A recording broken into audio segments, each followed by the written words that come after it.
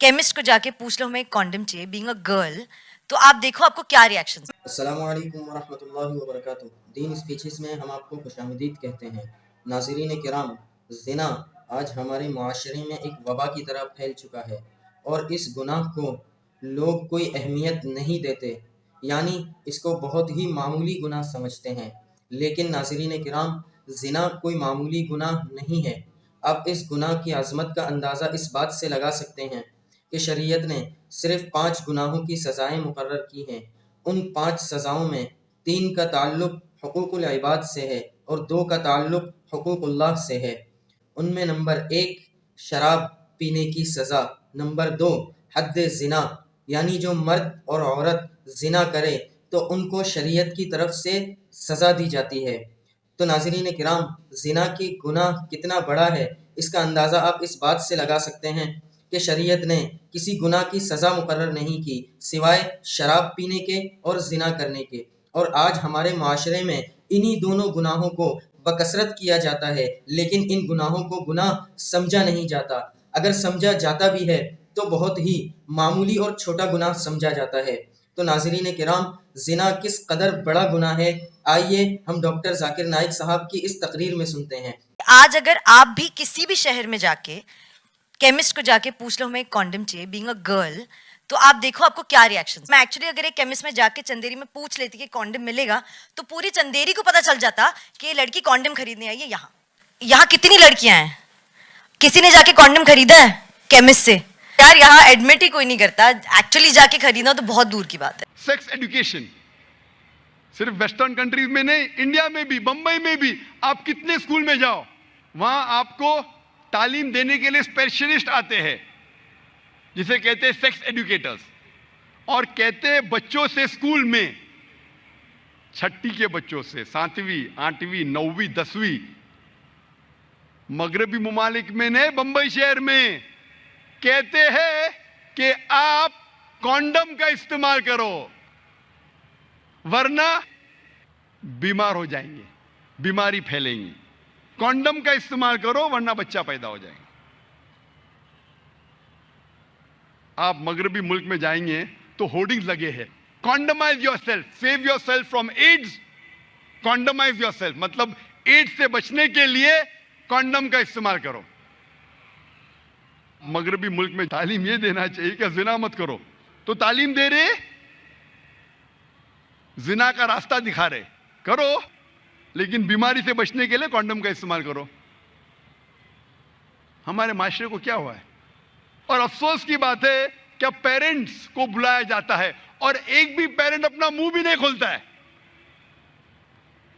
एक भी पेरेंट, वो पेरेंट को भी तालीम दी जाती है कि अपने बच्चों से कहो कि कॉन्डम का इस्तेमाल करो। और जब मैं तकरीर किया था 10 साल पहले, एक स्टैटिस्टिक्स है यूके का, सन 1999 का, 1999 का, और वो स्टैटिस्टिक्स ये कहता है कि अक्सर लड़कियां 19 साल होने के पहले 90% से ज्यादा लड़की they lose they virginity, Hindi में कहूंगा कि वो जिना करती है।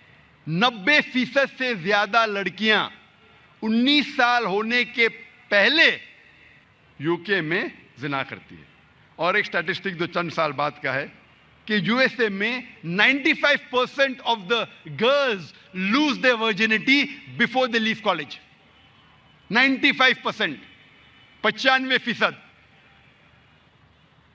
चंद साल पहले मेरे एक दोस्त थे जो डॉक्टर है, बंबई शहर में एक कॉन्फ्रेंस अटेंड कर रहे थे ऑन एड्स, और उस कॉन्फ्रेंस में कहा गया था कि बंबई शहर में 70% से ज्यादा, मोर देन 70% लड़कियां स्कूल से फारिग होने से पहले जिना करती है।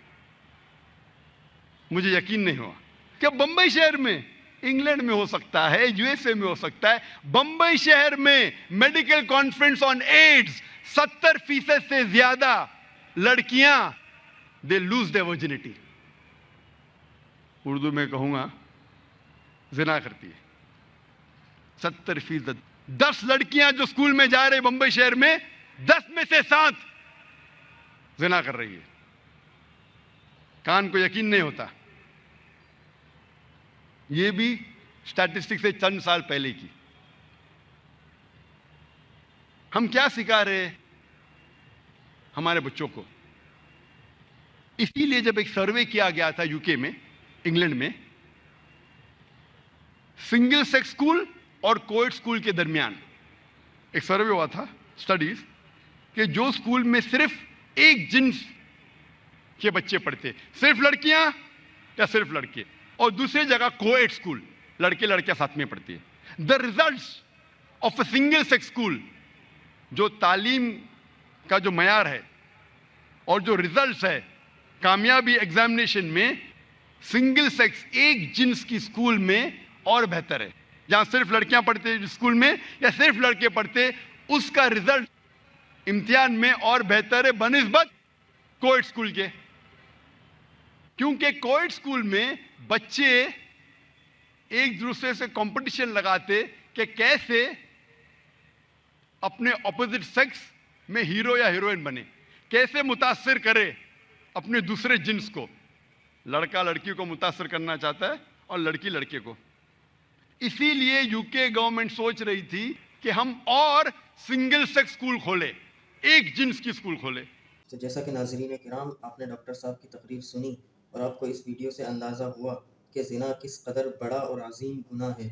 नाज़रीन किराम, जैसा कि डॉक्टर साहब ने फरमाया कि ज़िना के असबाब में से आज मौजूदा दौर में एक बहुत बड़ा सबब को एजुकेशन सिस्टम है।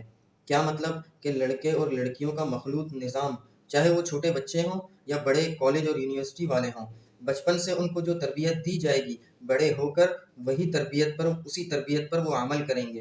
तो जब बचपन से ही उनको लड़कियों के साथ मखलूत निज़ाम दिया जाएगा तो बड़े होकर इसके असरात भी उन पर ज़ाहिर होंगे।